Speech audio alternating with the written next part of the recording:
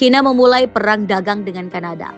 Negara itu secara resmi meluncurkan penyelidikan anti-dumping terhadap impor canola.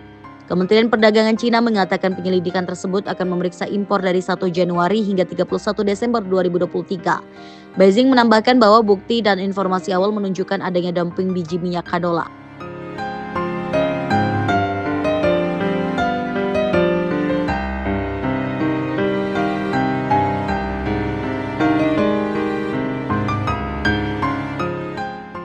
Lebih dari separuh canola yang diekspor oleh Kanada dikirim ke China dengan jumlah capaian 5,5 juta metrik ton canola pada tahun 2023, seharga 3,72 miliar US dollar atau 57 triliun rupiah.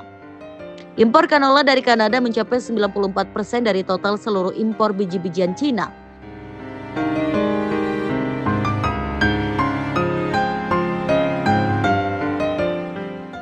Sementara itu, Menteri Pertanian Kanada Lawrence Messoulay mengatakan produk-produk negara itu memenuhi standar tertinggi dan sistem inspeksinya kuat. Ia menyebut prihatin dengan keputusan China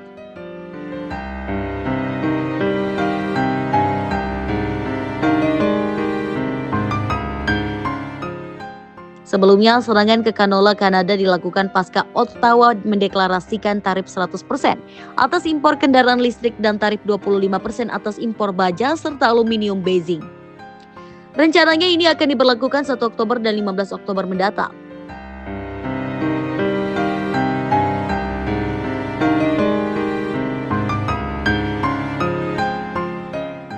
Perlu diketahui, industri manufaktur otomotif Kanada mempekerjakan lebih dari 125.000 orang. Kanada telah menginvestasikan miliaran dolar untuk mendukung transisi kendaraan listrik dan memperkuat rantai pasokan baterai domestik. Pada konferensi pers di Halifax, di pantai Atlantik Kanada, Trudeau sempat menyatakan bahwa kelebihan produksi kendaraan listrik China dan subsidi besar-besaran dari pemerintah untuk sektor otomotifnya mengharuskan kita untuk bertindak. Kedutaan besar China di Kanada langsung bereaksi dan menyampaikan ketidakpuasan yang kuat atas rencana Ottawa itu. Perlu diketahui, Komisi Eropa bulan lalu juga mengeluarkan draft terbaru soal bea masuk ke mobil listrik buatan China. Hal ini merupakan kelanjutan aturan yang sebelumnya sudah diterapkan sementara di Juni sekitar 17% hingga 37,6% di atas bea masuk saat ini sebesar 10%. Rencananya draft itu akan disetujui Oktober nanti. Dalam pernyataan terbaru, Komisi Eropa mengatakan pihaknya akan mengenakan bea masuk impor selama 5 tahun hingga 36% pada mobil listrik China. AS sendiri sudah mengumumkan memberlakukan peningkatan tarif impor kendaraan listrik China sejak Mei. AS bahkan meningkatkannya hingga 4 kali lipat menjadi 100%. Sebelumnya pajak impor yang berlaku adalah 25%. Kebijakan ini bahkan sudah resmi berlaku 1 Agustus lalu. Di saat yang sama, AS juga menaikkan tarif impor sel surya dari China naik 2 kali lipat menjadi 50%. AS juga menggandakan tarif semikonduktor China dari 25% menjadi 50%. Lalu meningkatkan 3 kali lipat tarif impor produk baja dan aluminium menjadi 25%.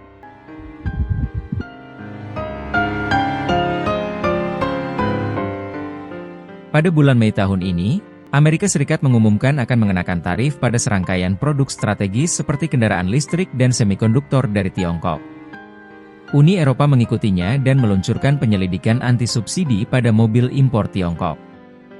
Bahkan Kanada, yang selalu menjaga hubungan perdagangan yang relatif stabil dengan Tiongkok, telah bergabung dalam pembatasan impor Tiongkok. Pada bulan Agustus tahun ini, Kementerian Keuangan Kanada mengumumkan bahwa mereka akan mengenakan tarif hingga 100% pada kendaraan listrik Tiongkok dan tarif 25% pada baja dan produk aluminium. Banyak orang meyakini pada saat itu bahwa tindakan keras ini akan memberikan pukulan berat bagi industri manufaktur Tiongkok. Namun, secara tak terduga, kurang dari sehari setelah Kanada mengumumkan kebijakan kenaikan pajak ini, Tiongkok segera merespons dengan keras dan meluncurkan 4 tindakan balasan berturut-turut. Menurut orang dalam industri, salah satu tindakan balasan tersebut mungkin menyebabkan Kanada mengalami kerugian langsung sekitar 950 juta dolar. Namun, yang membingungkan adalah mengapa Kanada tiba-tiba mengambil sanksi keras terhadap kendaraan listrik Tiongkok. Sanksi balasan seperti apa yang diluncurkan Tiongkok terhadap Kanada? Jika Anda menyukai konten video kami, silakan klik untuk berlangganan saluran YouTube kami agar Anda dapat menerima semua konten video terbaru kami. Sekarang mari masuk ke topik. Hari ini, kita semua tahu bahwa kendaraan listrik Tiongkok sangat populer di seluruh dunia dalam beberapa tahun terakhir, meskipun dengan harga yang mahal.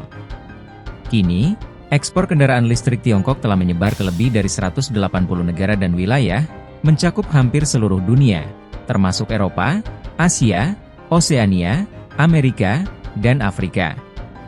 Menurut data, total ekspor mobil Tiongkok mencapai 2,5 juta pada tahun 2022, meningkat tajam sebesar 56,7% dibandingkan tahun sebelumnya. Di antaranya, volume ekspor kendaraan energi baru mencapai 680.000, lebih dari 2 kali lipat. Tentu saja, kendaraan energi baru Tiongkok juga menarik perhatian di pasar dalam negeri. Volume produksi dan penjualan pada tahun 2022 mencapai 7,05 juta dan menduduki peringkat pertama dunia selama 8 tahun berturut-turut. Pada tahun 2023, momentum ini tidak melemah. Data yang lebih cepat menunjukkan bahwa total ekspor mobil Tiongkok melonjak menjadi 4,6 juta kendaraan pada tahun tersebut, dengan ekspor kendaraan energi baru mencapai 1,2 juta, peningkatan sebesar 77,6%, sekali lagi memecahkan rekor sejarah.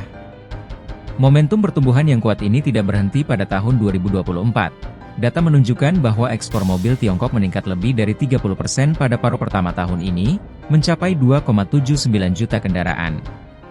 Dari angka tersebut, tidak sulit untuk melihat bahwa kendaraan listrik Tiongkok tidak hanya populer di pasar global tetapi juga semakin dikenal oleh konsumen. Namun, perlu dicatat bahwa ekspor kendaraan listrik energi baru Tiongkok sebagian besar terkonsentrasi di kawasan maju seperti Eropa dan Amerika Serikat. Pertumbuhan pesat seperti itu tentu saja menimbulkan kewaspadaan dan kekhawatiran negara-negara barat.